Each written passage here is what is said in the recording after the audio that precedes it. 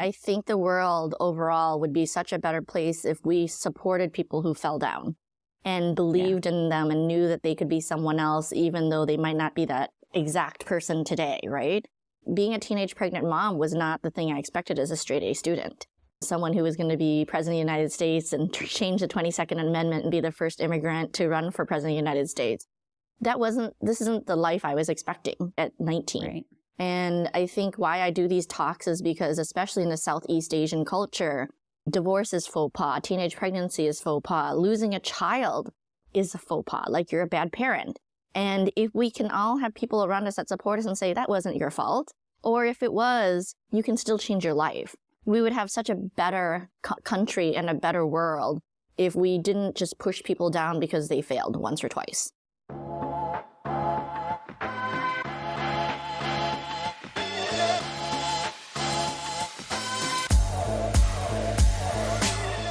Hi, welcome back to Reflect Forward. I'm your host, Carrie Siggins. I'm so glad you are here today. Today, my guest is Dao Jensen. She is the founder of Oak Rocket, which is a cloud solutions company that she started in 2013. She's also in YPO with me. I actually met her when we did a girls' trip to Bali in April of 2023. And oh my gosh, she is on fire. She is such an amazing human being who has gone through significant transformations in her life. She left corporate America to become a founder when she never thought about being an entrepreneur. She went through a divorce right before she started her business. She lost her daughter last year. And she has such a view on life that is worth sharing and an energy that is contagious. And she's absolutely brilliant. And I know you are going to love this interview. So hang tight and I'll be right back with Dao.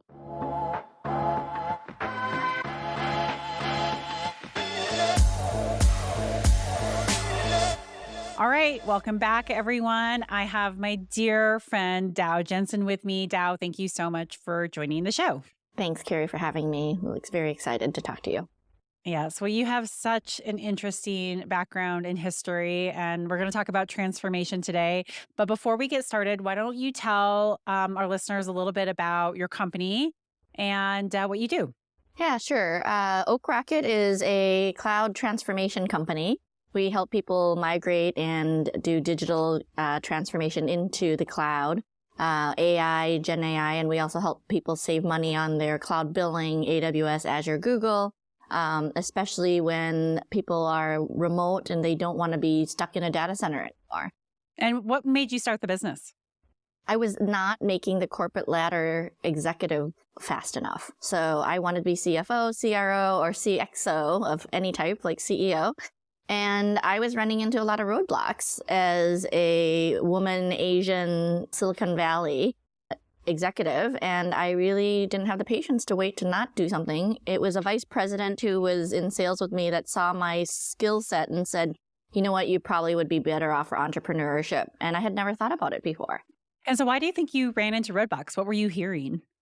I think I was more opinionated than they wanted me to be. They wanted me to stay in my lane, right? You're in sales. You don't need to give us marketing tips. You don't need to tell us how to run forecasting and operations. And so I think that was where I was running into roadblocks, is I don't diplomatically play the bureaucracy game or the political game as well as most people. If I see something, I want to speak my mind and be able to say, let's try to make a change. And so what gave you the idea for Oak Rocket for going into the particular industry that you're in? Yeah, so I've been in tech sales forever, but never did cloud, AWS, cloud computing. And I really just talked to my customers who had followed me through large companies down to smaller companies. I thought going to smaller companies was going to be easier for me, you know, being a bigger fish in a smaller pond and to be able to become a CEO. And it wasn't the case. And when I went to talk to my clients, they were telling me where the macroeconomics was going. Even if they weren't spending money in AWS, they were seeing a trend there. And so I picked something that I felt was a trend. At the time, they weren't being able to really report revenues of what AWS did versus Amazon. And so we were kind of making a gut decision on the fact that we were seeing a lot of people move in that direction. It was only a few years later that we realized the amount of billions Amazon was doing in AWS cloud, and that it was the only profitable side of their business in Amazon that's keeping the rest of the company afloat is AWS. And so did you start the company on your own or did you leave with your VP? How did that happen? I started the company on my own. I bootstrapped it with $40,000, and I had actually customer VPs who took tests for me so that we could have the certifications that we needed, because I was not technical, right? And most people who were in the cloud business at the time were technical consulting companies. And so that is a significant transition, right? You're climbing the corporate ladder, working for other people, never thought about being an entrepreneur. And now all of a sudden you're going to go for it. What did that feel like? What was going through your mind at that time? Oh my gosh, I was so scared. And like I said, it wasn't something I was planning, but I think you run into people in your life that are lucky at the right time. My boyfriend I was dating at the time had his own company since he out of college, and my customers wanted to be entrepreneurs, so they wanted to support me. I didn't even know how to do a registration of a business. So really, this was from scratch, going and doing networking at AWS events, learning the ecosystem, figuring out what I was selling, as well as who I had to work with. And it was really thrilling, but on the other hand, really scary. And you don't know when you're making mistakes, and you are going to make mistakes. But as long as those mistakes don't stop you from growing, so far it's worked. So those, what people might consider a pretty significant risk. Yeah. Was that in your personality? Have you lived your life like that, taking those types of risks? Tell us a little bit about how you view risk taking, especially through the lens of your own transformation. Yeah, you know me so well, Carrie, right? So I think I do go on the edge of everything in life. I was the first Asian youth governor in the state of Minnesota at 17, and I didn't realize I was any different than any of the white kids there, right? I see myself as what we call a banana. So white Asian on the outside, but really white on the inside, because I grew up in Minnesota. But my parents didn't see it that way. And so when I ran for governor, they didn't even think I could win, and asked my representatives to have me quit. And so doing things like that were out of the box, and becoming pregnant at 19 and quitting my full ride for someone I loved only for 9 months. I mean, that's risk taking, right? As well as getting divorced 14 years later, having 4 kids, and then starting a business with a 6-bedroom house in the city of San Francisco with a $40,000 runway. I bootstrapped the company, had no business partners, followed nothing that the Harvard Business School case studies say you should do. And the good thing was, though, I had good mentors. Like, even though I say I didn't move the corporate ladder fast enough, I actually did make some very good relationships and had respect from people like John W. Thompson, who became the chairman of the board of Microsoft. He was CEO at Symantec at the time. Everyone has their own path, and he saw that I needed to do a different path and wished me well as I moved to smaller and smaller companies. So I would say you have to be a risk taker and you have to have the gut for it, but that doesn't mean that you can do it alone. You need people around you to talk to, and you need people who believe in you sometimes more than you believe in yourself. And I talk about that in my talk. You can find it on YouTube of Dao Jensen, How to Get Up in the Face of Setbacks. And so let's talk a little bit about a few of those setbacks that you had. So you start this business, you have customer support. Tell us about those first couple of years. And did you have to pivot? What was that like? No, absolutely. Even though we said we were an Amazon Web Services company, we took any order we could. So whether it was hardware, renewals, anything we could to just build revenue was what we did probably for the first 3 years. Probably around year 5 was when we started saying, you know what, now we're going to be our true selves and focus only on cloud, because we've figured out the industry. We want to be a pure EBITDA play on cloud only, because hardware pulled down the multiplier of a company. And we started making that shift in 2017. And I think it's done well for us. And how about from a leadership perspective? Now you're a CEO of your own company and building teams. What was that like? And maybe describe a mistake that you made on your leadership journey. I think there's so many mistakes we make in leadership journey. This could take us hours and days to talk about. But when you're bootstrapped and you don't have a lot of funding, first of all, no one I didn't think was going to go give me money for never having been a successful CEO before. And you pay for what you get.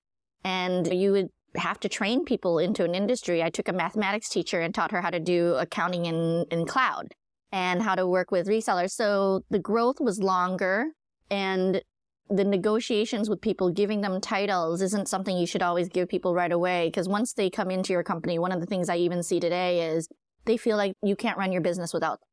And as an entrepreneur and a business owner, you never want to have one single throat to choke even yourself.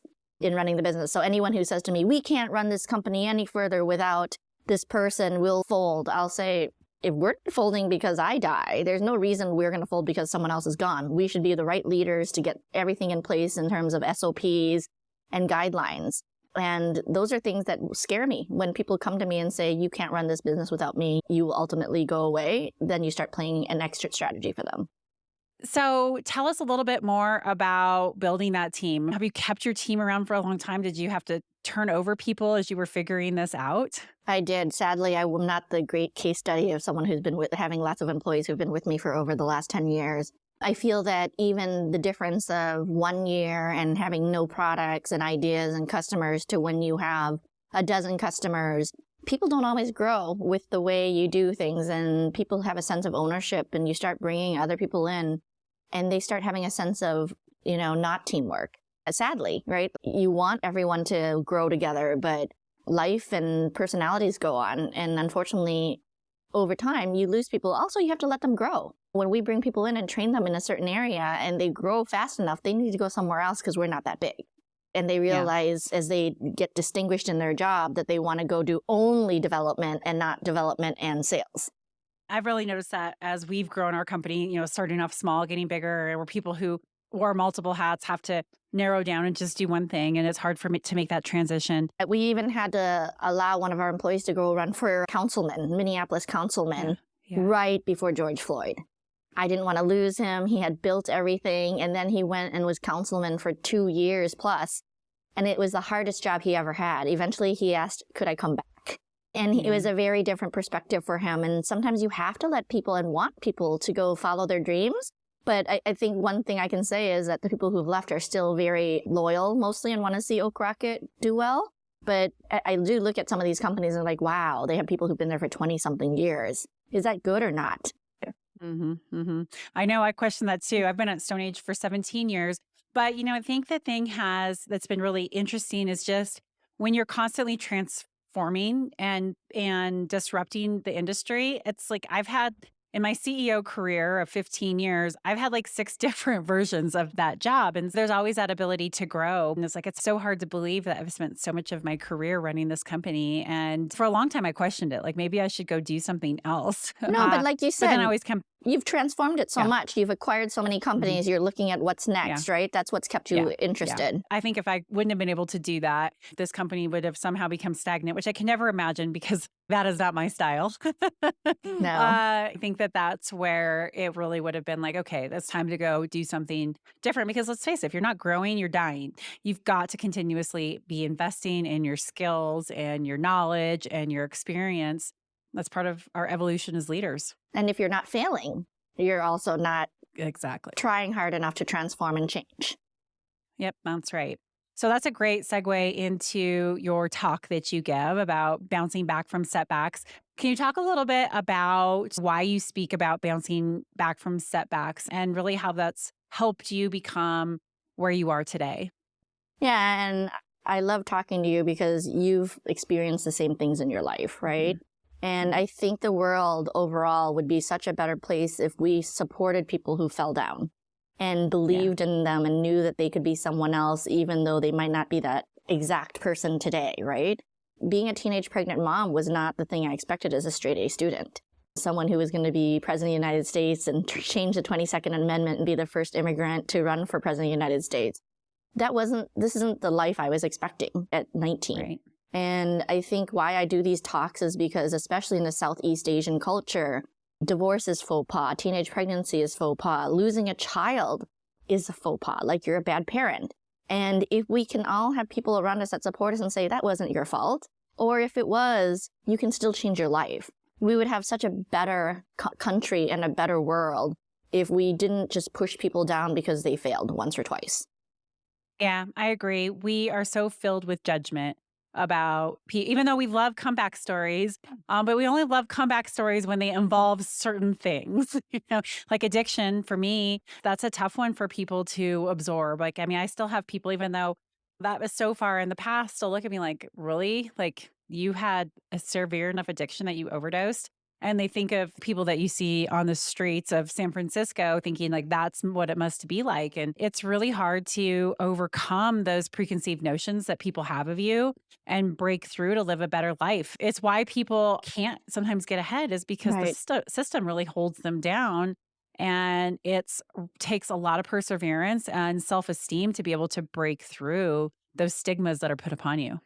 Yeah. So that's why I do the talks, is because I think Yeah. we could change this world so much more and have so much better leaders if we just gave people courage to get back up when they fall, whether it's their fault or not, or it's just life, to be able to come back and bring and put meaning back into the world and love. Yeah. So let's talk a little bit about divorce. We don't talk a lot about that, but being an executive leader, I know that you got divorced right before you started your business. Is that correct? Yep. Yeah. So talk a little bit about what that was like, because I know that that was a really difficult decision for you. And how did that impact the way that you were showing up in your business? And do you think that it was part of what made you decide, that's it, I'm going to go do this on my own. I'm going to go do something for myself? Well, I think part of the reason I got divorced is because my husband at the time did not want me to take a job that had fluctuation and wasn't steady, right? He was a banker and felt that that was risky enough. He wanted me to still make my $700,000 and keep having child number 5 and number 6 and number 7. And I was bored. And at some point, someone else's desire to be able to lead their own career and not give you a chance to grow can stagnate you. And I didn't want my children to see me do that. It took me 3 years to get divorced, learn how to do my own taxes, put my footing in, and then be able to start a company. But I wouldn't say that even my divorce was I ran right into starting a company. I was looking to go be part of startups and smaller companies that were more risky. At the time, I thought even working for a 7,000 employee company was small, right? And here I am running a 20-something person company, right? And so it's our views in life are different as we get older and our risk tolerance. But I had to learn to be myself, and I couldn't be myself safely by being married to him anymore. Yeah, that's really powerful. Thank you for sharing that. And then you've had another tragedy hit you recently where you lost your teenage daughter. And I know how difficult that has been for you. Would you share a little bit about the impact that's had on you and how that's affected your outlook on life? And has it caused another transformation for you? Yeah, I think I'm in the middle of that transformation. I'm not sure I can tell you what that is exactly yet. I had lost my mother in 2020. I lost my dad in 2023, February, less than 6 months later, and he was living with me. So it was actually a year yesterday. That was his 1-year anniversary. I lost my daughter unexpectedly. She was 16. And I was very depressed after my parents were died. But for my daughter, it was such a shock that it was like, I can't sit still and be depressed and not do events and activities. I need to have her spirit keep living. I want her beauty and imperfections to be known around the world. And so it really got me up to start doing talks and think about being the Tony Robbins for Southeast Asia. I don't think Asian women can look at a Tony Robbins and say, I relate to him and everything he's having me do. And also that he understands the cultural implications of a daughter of an Asian parent and what they expect out of you. You shame them by being a teenage pregnant mom or having a divorce. I was actually the only person in my family that my parents allowed to give a divorce to out of 6 girls. And so with Anne Katrine's passing, it's been very profound. I couldn't stop talking about her. I couldn't stop, not being able to make it worthwhile. So it's caused me to be closer to my children. It's caused me to reevaluate how hard I am on certain situations at work or how I won't let it affect me, because in the scheme of things, it's very minuscule. And you realize that personalities are so important in terms of the time you spend with someone. You'll never have enough time. And that is the fact of life of Wabi Sabi, right? Life is temporary. You have friends, they go away. You have parents, they go away. But you're not used to thinking that you're going to have a young child go. Yeah, it really does show you the impermanence of everything. Yeah. Yeah. So what does the Tony Robbins of Asia look like for you? Yeah, so I think people have a hard time getting in front of stage, like you said, and talking about their failures, their mistakes, and how they got back up. And what does that mean that you need in order to get back up? Because when I was a teenage pregnant mom, it still feels like the worst time of my life versus when I lost my daughter. And you can't even compare the two. Like my daughter was the worst loss I've had or the worst situation I've had, but it's because I had such a community around me, number one, that sees me for more than I am and love me. Versus at 19, your community is still young. They're trying to figure out each other. And it's just your parents and siblings, right? Like you don't have a lot of mentors. A ton of judgment. And a ton of judgment. Yeah, at 19. I was a darling child who was a youth governor. And then all of a sudden I became a teenage pregnant mom and quit college in a full ride. Number one is having a community around you that I had built in the last 16 to 27 years. And then two, doing more schooling in your head and brain than just what schooling does for you. So I call it NLP, which Tony talks about. It's like everyone wants to focus on the past and how they can change things, and it doesn't do anything productive for you. Anger is like a poison pill. You swallow it and you expect the other person to die, but really you're like creating bad energy inside you and creating cancer inside you. And that's a lot of training. And I happened to start doing that after my divorce. So that training and being able to go to Harvard on a scholarship at the age of 42 with a CEO program, and the people I met who come from family and wealth or who've done exceedingly well in their industry. Who am I as a $10 million business when I first came into that program? And they see you for like, wow, well, if I had nothing like you, I wouldn't be where you are at. And the mutual respect you have from other people. And then the third part is really understanding that life is temporary. And if I only had 13 years left to live like Martin Luther King or we did, would we live our life the same way day to day? And so I spend more of my time talking so that women who feel like, I'm not advocating divorce, but how can you change NLP between you and your husband or your significant other partner and be able to still live a life you both love powerfully, but with respect? And I wish I had done that during my marriage instead of afterwards alone without him. Yeah, absolutely. And what does NLP stand for? Just so NLP stands for Neuro-Linguistics Program. So Joe Dispenza, The Untethered Soul are some very good books I recommend.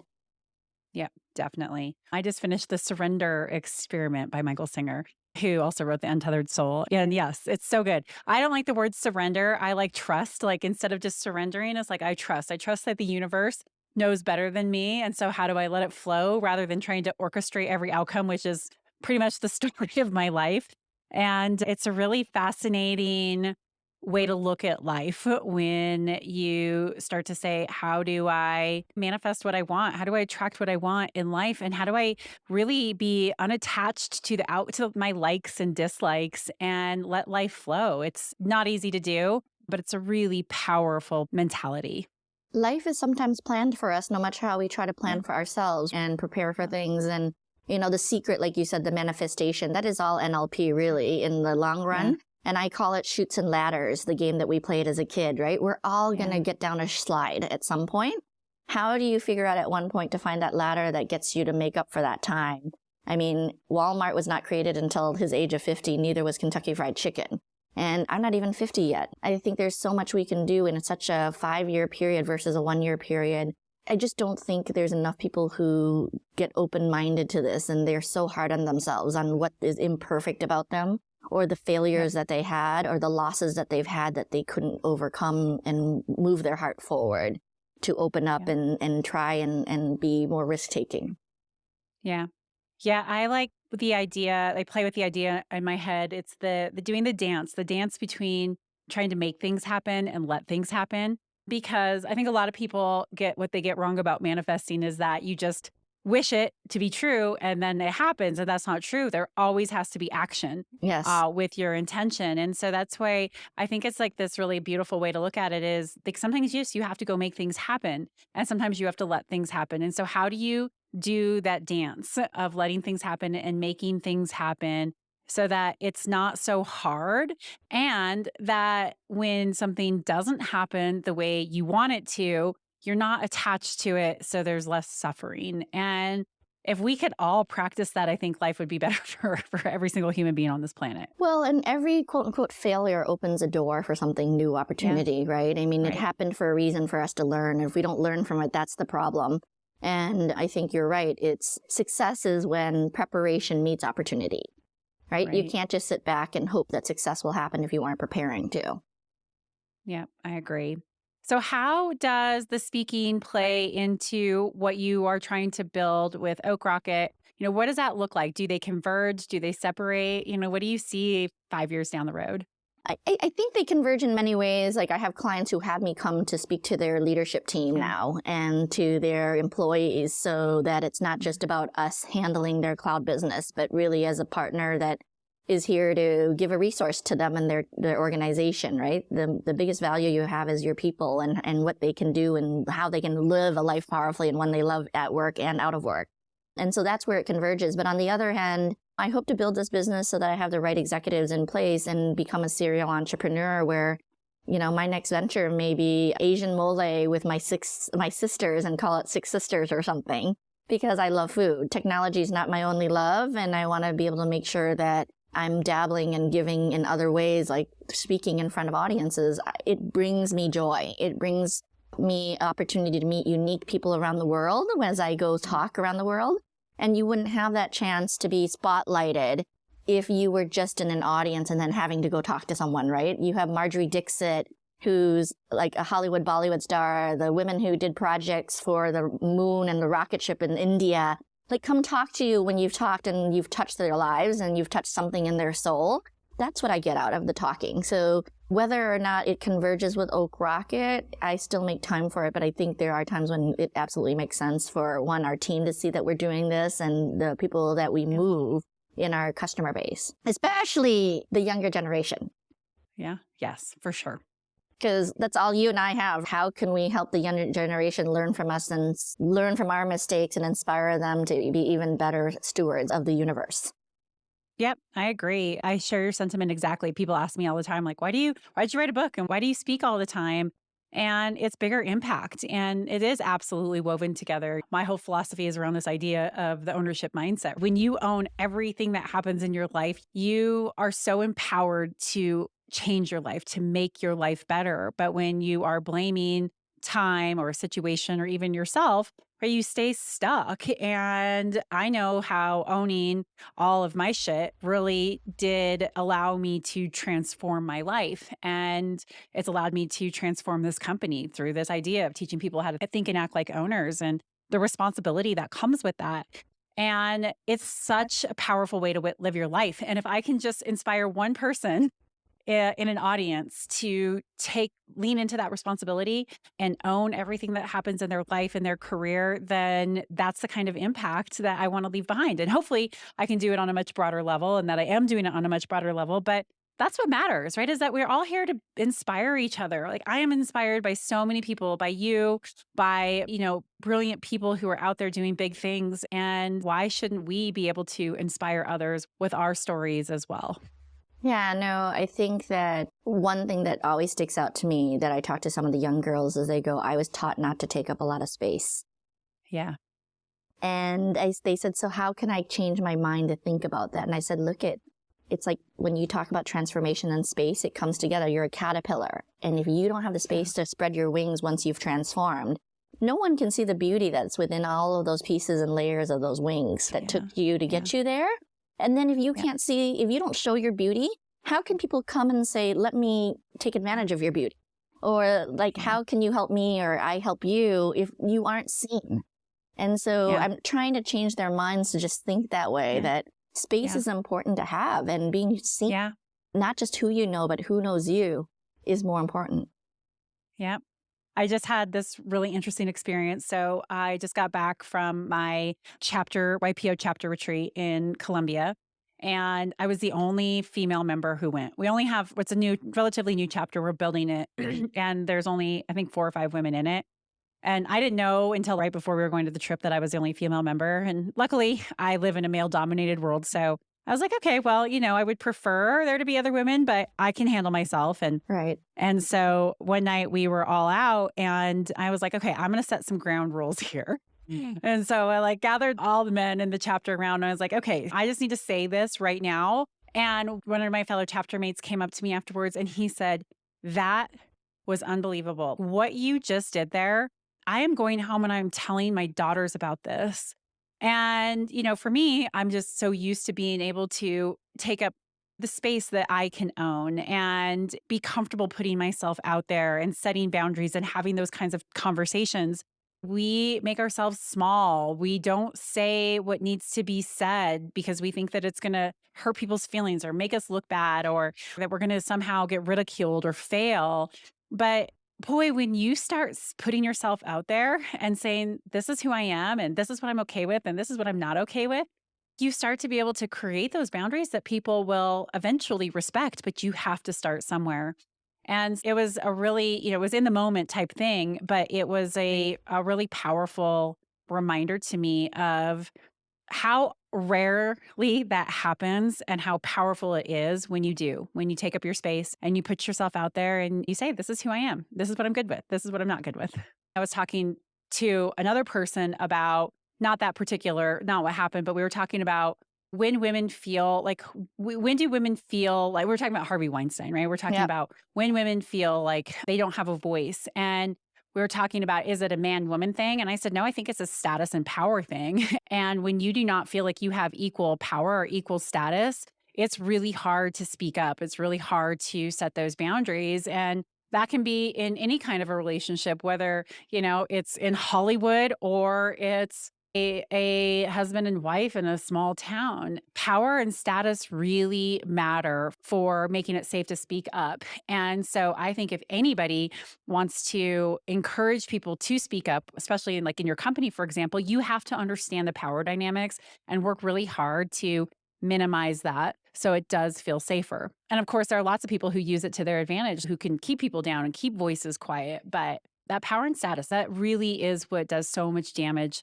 especially with women and not feeling comfortable to stand their ground or speak up.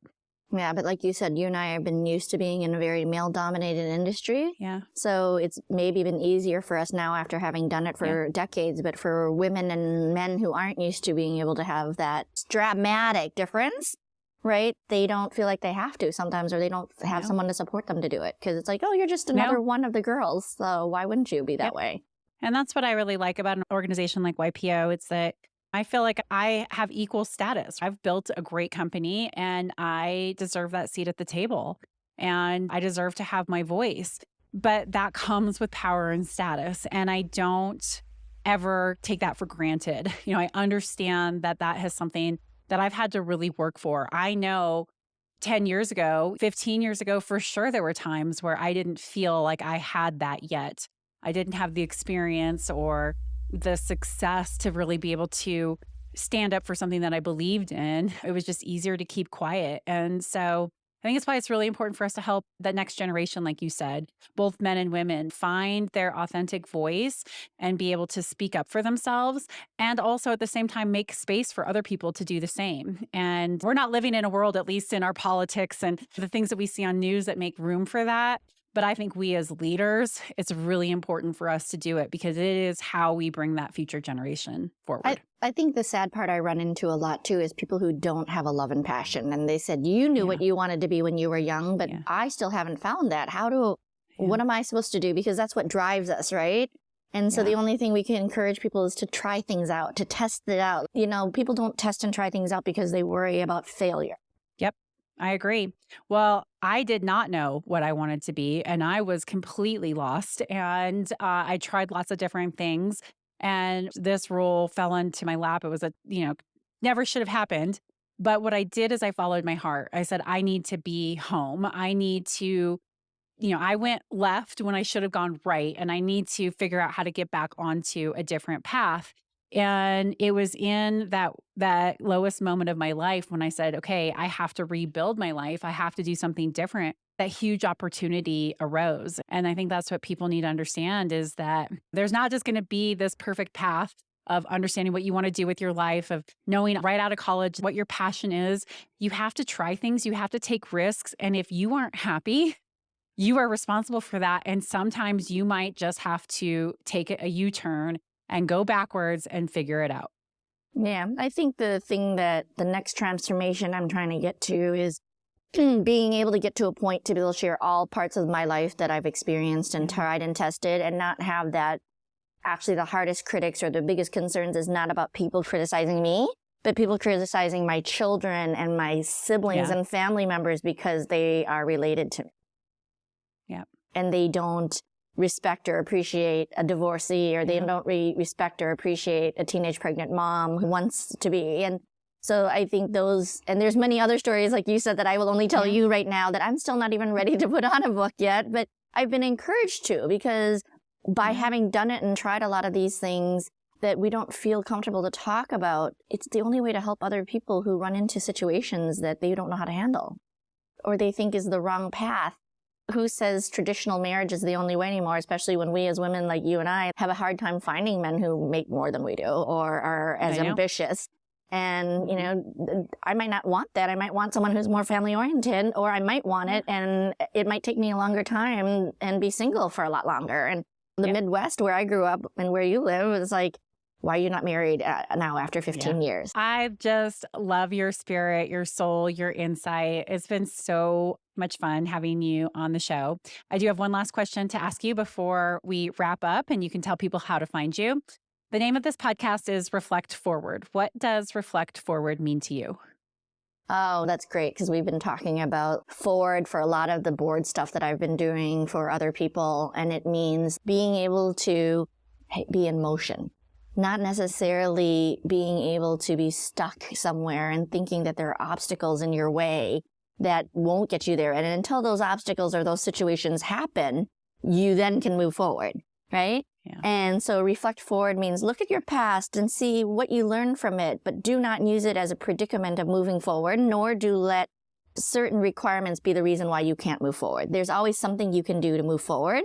And even if that just means walking and talking to people without anything that you get out of it. Reflection is really important, but you can't let the past reflection affect you moving forward and being in motion for too long. I love it. Beautiful answer. Thank you. Thank you very much. All right. So how can people find you? Yeah, so you can find me at Dao Jensen on LinkedIn or Dao at Oak Rocket in Instagram. Perfect. And do you have a YouTube channel? I do not. Or is but your talk is on? Okay. Yeah, so if you go onto YouTube and look Dao Face of Setbacks or Getting Up in the Face of Setbacks, you'll find it immediately. Perfect. And I'll include all of that in the show links. So Dao, thank you so much for coming on the show. This has been such a fun conversation. I could talk to you about this stuff all day. I can't wait to see you in person again soon. Thanks, Carrie. Me too. Take care. All right. Hang tight, everybody. I'll be right back.